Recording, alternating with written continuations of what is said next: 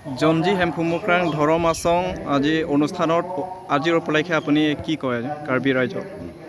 হয় খগেন দা, আজি জঞ্জি হেমফুমুক্ৰাং ধৰম আছঙৰ সৌজন্যত আয়োজন কৰা ধৰ্মীয় মুৰব্বীসকলক আৰু চলিত বৰ্ষৰ মেট্ৰিক আৰু হাই ছেকেণ্ডেৰী পৰীক্ষা সুখ্যাতেৰে উত্তীৰ্ণ হোৱা ছাত্ৰ ছাত্ৰীক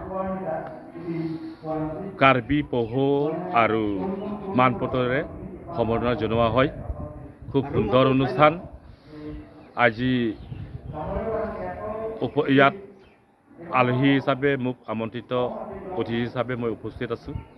খুব সুন্দৰ পৰিৱেশ, ভাল লাগিছে। উঠি অহা ছাত্ৰ ছাত্ৰীসকলক ভৱিষ্যত যাতে উৎসাহ উদ্দীপনা যোগাবৰ কাৰণে